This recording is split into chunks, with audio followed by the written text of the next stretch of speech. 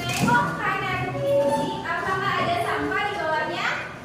Kalau ada, silakan ambil dan buang ke tempat sampah. Kalau tidak ada, silakan tutup kembali.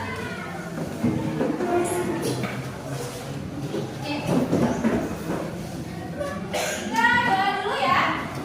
Boleh doa di dalam hati. Ya. Ketua kelasnya silakan dipimpin. Tetap siap. Siap. Sebelum belajar doa dalam hati mulai.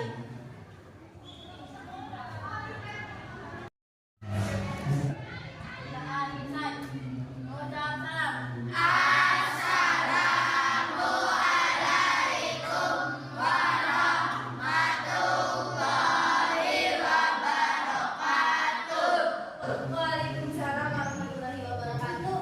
Oke, ibu cek dulu ya absensinya. Siapa hari ini yang nggak masuk? Masuk semua? Nipi? Nipi masih sakit? Ya, semoga Nipi cepat sembuh ya. Biar nanti minggu depan kita bisa berkumpul kembali. Oke, sebelum memulai pembelajaran, ibu pengen mengecek tentang kemampuan kalian sebelum kita masuk ke materi hari ini ya. Atau biasa dikenal dengan tes. Tesnya nanti ibu kirimkan Google Form-nya lewat grup ya. Oke, disiapkan.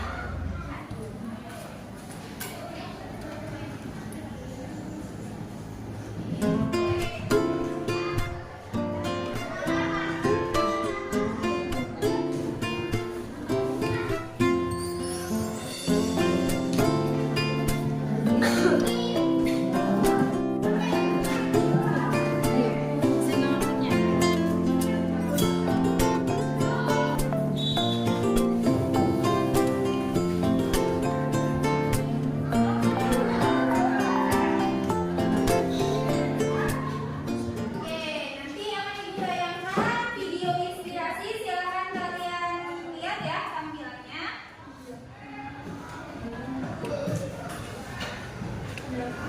Suatu hari, seekor singa berbina mati saat melahirkan seekor anak. Saat itu, sekawanan domba sedang lewat. Karena hal tersebut, secara tidak sengaja anak singa bergabung dengan kawanan domba. Selain itu, para domba juga mengajari anak singa untuk menjadi bagian dari kawanan mereka.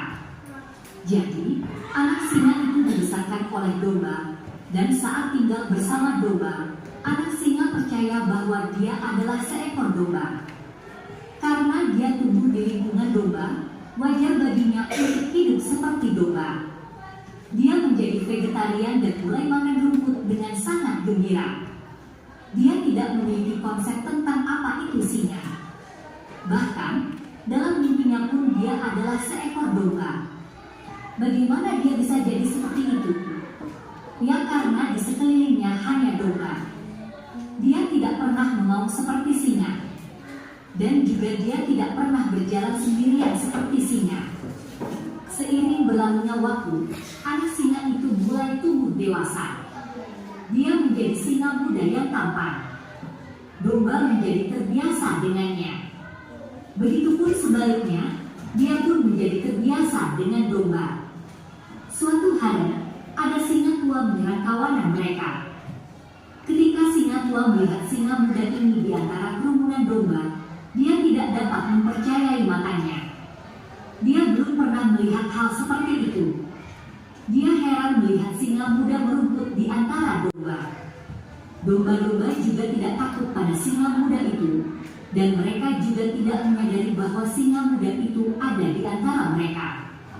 Singa tua menjadi lupa dia akan menangkap seekor domba dan memutuskan untuk menangkap singa muda itu dan mencari tahu apa yang terjadi. Singa tua menyerang kawanan domba untuk menangkap singa muda. Melihat semua domba mulai berlarian, singa muda pun ikut kabur untuk menyelamatkan diri. Meskipun sulit untuk mendapatkan singa muda, tetapi entah bagaimana, singa tua itu akhirnya berhasil juga menangkap singa muda tersebut. Lalu, singa tua itu berkata kepadanya, "Hei idiot, kenapa kamu melarikan diri dariku?" Singa muda itu menangis dan menjawab, "Tolong tolong tinggalkan aku. Aku domba yang malang, tolong lepaskan aku. Singa muda menggigil ketakutan dan mengembik seperti domba. Tidak butuh waktu lama untuk memahami apa yang terjadi. Singa tua menariknya ke arah danau. Singa muda menolak dan enggan pergi. Dia berusaha untuk tidak pergi ke sana. Dia takut mati, lalu menangis makin tidak karuan. Tetapi singa tua tidak peduli. Dia tetap menariknya dan membawa singa muda ke danau. Danau itu sangat sunyi, sampai-sampai airnya seperti cermin. Singa tua memaksa singa muda untuk melihat ke dalam air. Singa tua berkata pada singa muda, "Lihat saja, lihat wajahku dan lihat wajahmu. Lihatlah tubuhku dan lihatlah tubuhmu di dalam air." Singa muda melihat di danau dengan mata berkaca-kaca. Ketika dia melihat dirinya di air danau, dia tercengang. Untuk pertama kalinya dia melihat bahwa dia tidak seperti domba, tetapi terlihat seperti singa. Dia mengerti bahwa pada kenyataannya dia bukanlah seekor domba tetapi seekor singa, dan dalam sedetik terdengar auman yang sangat keras. Mendengar aumannya, seluruh hutan bergetar. Domba menghilang. Dia adalah makhluk yang sama sekali berbeda sekarang. Dia mengenali dirinya sendiri bahwa identifikasi dengan domba bukanlah kenyataan, melainkan hanya konsep mental. Sekarang dia telah melihat kenyataan. Singa muda bisa merasakan energi yang luar biasa yang belum pernah dia rasakan sebelumnya. Masa lalu dia sebagai domba yang lemah menguap begitu saja. Ada pesan yang sangat mendalam tersembunyi di cerita yang indah ini. Coba pikirkan tentang bakat dan kemampuan apa yang belum ditemukan yang mungkin tersembunyi di dalam diri kamu. Bisa jadi kamu merupakan singa yang dikelilingi oleh segerombolan domba yang membuat kamu percaya bahwa kamu jauh lebih rendah dari yang sebenarnya.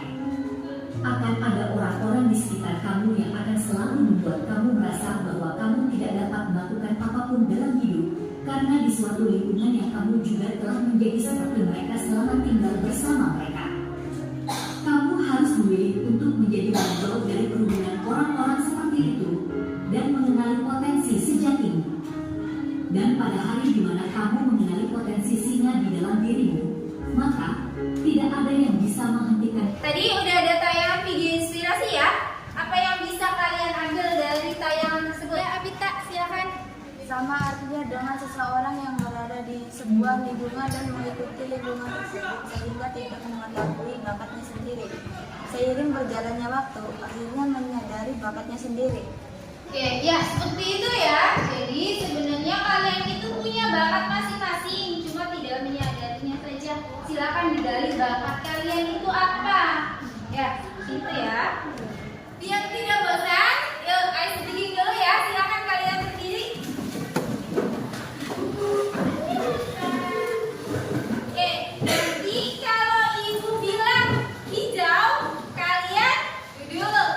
Kalau ibu bilang hitam, kalian berdiri. Ya, coba konsentrasinya biar ngantuk lagi gara-gara domba. Oke, kita coba ya. Hijau, hijau, hitam, hijau, hitam, hijau. Oke, cukup sekian ya. Ternyata kalian masih konsentrasi dengan pelajaran kita hari ini. Oke, masih ingat? Minggu kemarin kita belajar apa? HDT.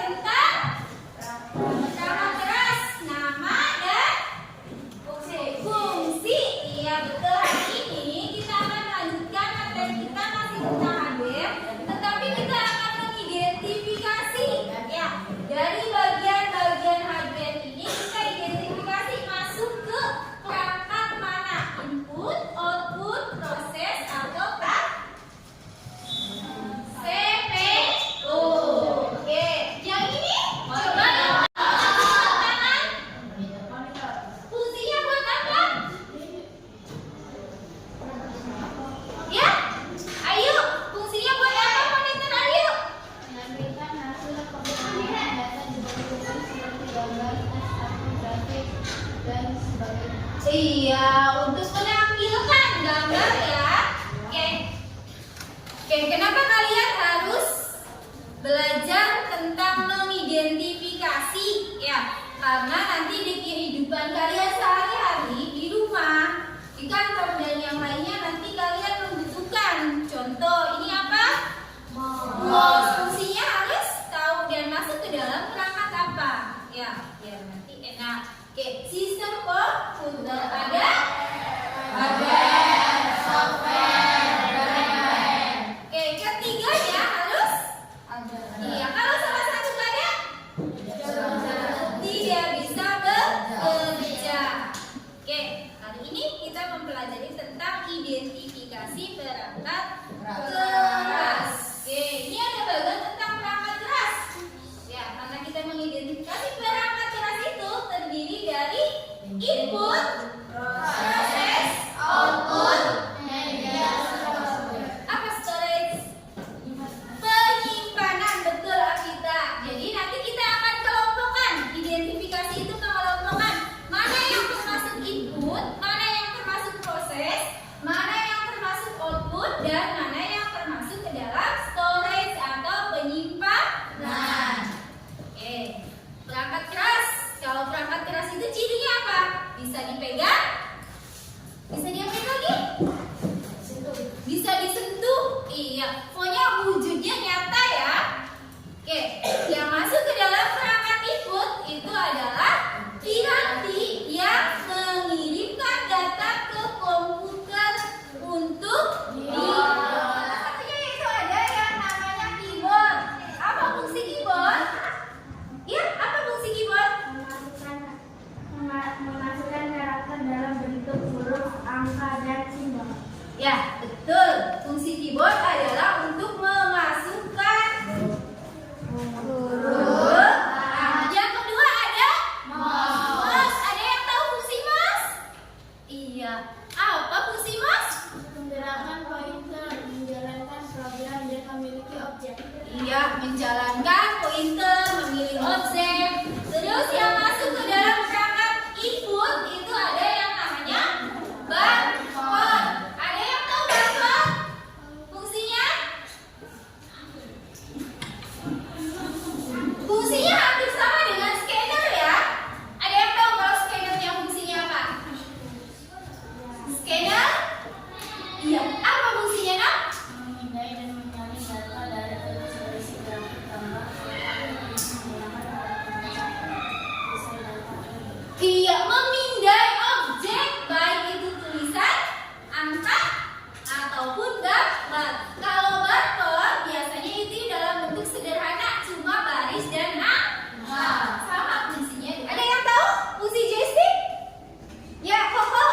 memainkan permainan atau game video yang menggunakan lebih dari satu tombol. Iya, untuk memainkan game. Wah, ini Koko senang dengan game ya. Jadi tahu fungsi dari joystick. Oke, satu lagi ada mikrofon. Buat apa mikrofon? Ada yang tahu? Iya, Bara.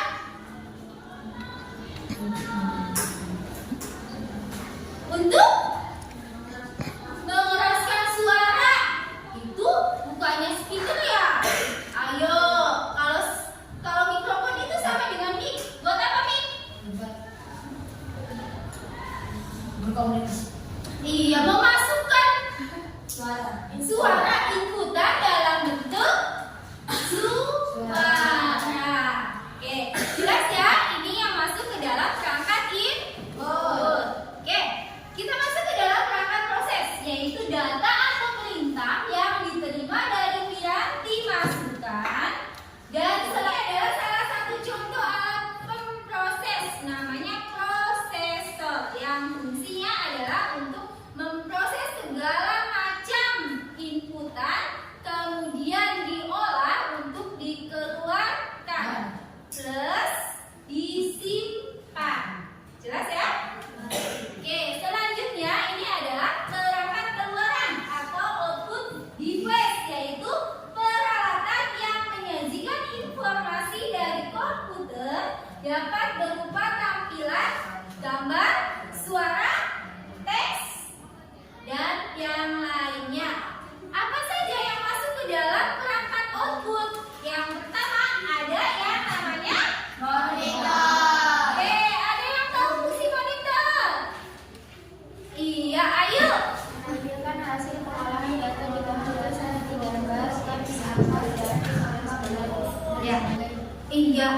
menampilkan gambar ya. Oke, yang kedua ada speaker. Ada yang tahu fungsinya? Iya. Apa fungsinya? Menghasilkan suara dari komputer seperti musik, rekaman di film dan efek suara. Oke, yang ketiga. Rapat keluaran ada? Printer. Iya, fungsinya ada yang tahu? Ya, silakan. Apa fungsi printer? Mencetak gambar, foto, dokumen dalam bentuk media kertas. Nah, itu ada perangkat penyimpanan atau storage device yang fungsinya adalah untuk penyimpanan data elektronik yang bersifat permanen. Biar nggak hilang-hilang ya. Ini ada penyimpanan eksternal. Ada yang namanya. Iya, Rafa. Apa fungsi hard disk? Media penyimpanan data dalam lapisan Itu adalah compact disk atau CD. Apa fungsi dari CD? Adi. Ya, Rafa, Adi. penyimpanan data campuran data digital. Ya. Iya, betul. Itu adalah fungsi dari CD. Yang ketiga, ada yang tahu? Ya, Bara. Alat penyimpanan data secara permanen yang portable. Iya, penyimpanan data yang permanen tapi portable, bisa dibawa kemana-mana. Yang keempat ada memory card atau kartu memori. Ada yang tahu fungsinya? Oke. Ada yang tahu? Ya, ganteng. Alat penyimpanan data secara portable yang digunakan smartphone kamera digital dan Selanjutnya ada yang namanya RAM. RAM ini sebenarnya nempel di dalam CPU atau motherboard seperti ini ya. CPU ini di dalamnya ada prosesor, ada RAM, dan ada ROM. Fungsinya adalah menyimpan data sementara saat komputer memproses data atau mengeksekusi perintah. Jadi ketika komputernya mati, datanya hilang karena sifatnya sementara. Yang kedua itu ada yang namanya ROM, Read Only Memory. Ini juga ada di motherboard di dalam CPU. Fungsinya adalah menyimpan instruksi yang ditulis oleh produsen komputer untuk memproses booting. Ya, sebenarnya ini bukan untuk nyimpennya cuma untuk nyimpen sistem operasinya saja. Yang mengeluarkan adalah produsen yang mengeluarkan komputer. Jelas? Jelas. Oke, terima kasih. Selanjutnya kita akan melakukan diskusi kelompok ya.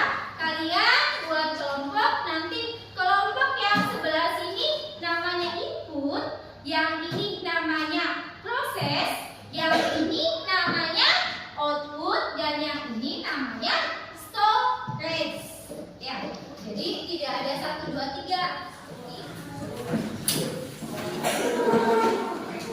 Nanti Ibu bagikan LKPD ya, lembar kerja untuk kelompok. Kalian amati barang-barang yang ada di sini, namanya apa, fungsinya apa, kemudian masuk ke kelompok mana, masuk ke input, masuk ke output, proses atau penyimpanan. Jelas?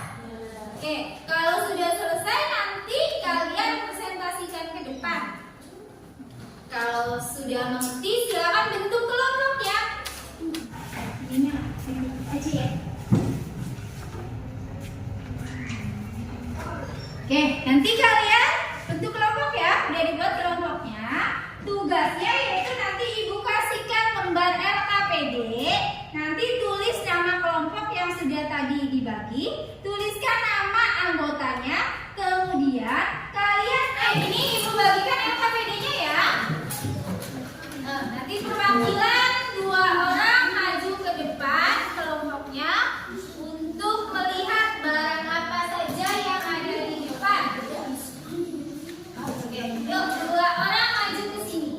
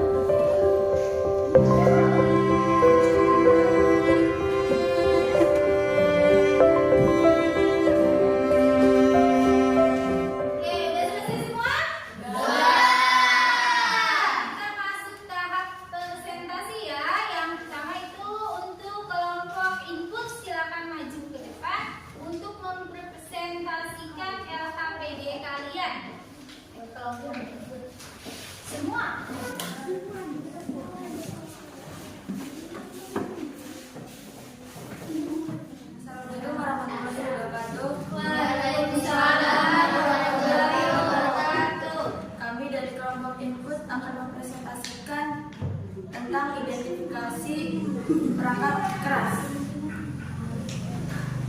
Anggota 1. Ayu Komara 2. Risa Dika Cahya 3. Rasuni 4. Yuanita 5. Priscilla 6. Dewi Vita. 1. Nama perangkat printer. Fungsi perangkat mencetak gambar melalui media. Komponen output mouse menggerakkan pointer, menjalankan program dan memilih objek. Komponen input monitor menampilkan hasil pengolahan data di komputer seperti gambar. Data keyboard memasukkan karakter berupa huruf, angka, dan simbol. Komponen input joystick memainkan permainan game video yang menggunakan lebih dari satu tombol. Komponen input CPU memproses segala bentuk informasi dimiliki oleh komputer. Komponen proses rangkuman ada 7 komponen perangkat keras yang telah diamati. Kesimpulan input keyboard, joystick, mouse, proses, CPU, output, printer. Sekian dari kami. Assalamualaikum warahmatullahi wabarakatuh. Waalaikumsalam warahmatullahi wabarakatuh. Silakan berikan tepuk tangan buat kelompok yang selanjutnya, yaitu untuk kelompok output. Silakan maju ke depan ya untuk mempresentasikan hasilnya.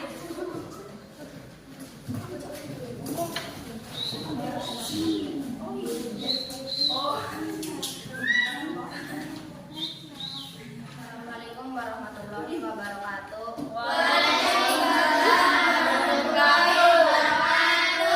Kami dari kelompok output akan mengidentifikasikan perangkat keras. Anggota Baracesta, Rafa Adi, Rafa Rahmawan. Nama perangkat USB, alat menyimpan data secara permanen yang portable. Komponen menyimpan. Joystick mengatur gerak suatu objek komputer. Komponen input keyboard, perangkat yang digunakan untuk memasukkan data berupa huruf, angka, dan simbol. Komponen input mouse menggerakkan pointer mengatur posisi kursor, menjalankan program, memilih. Komponen input printer mencetak gambar, tulisan, media, dan data seperti kertas dalam berbagai ukuran. Output monitor menampilkan gambar, teks, grafis.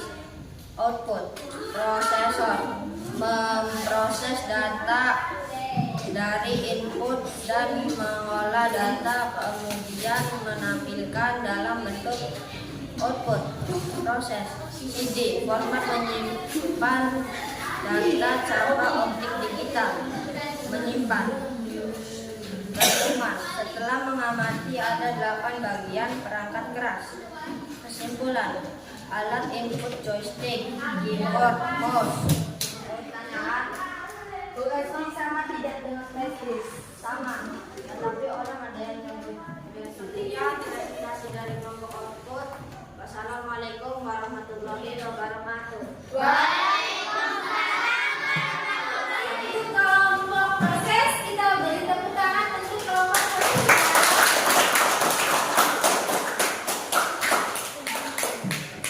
Oke, kita sama-sama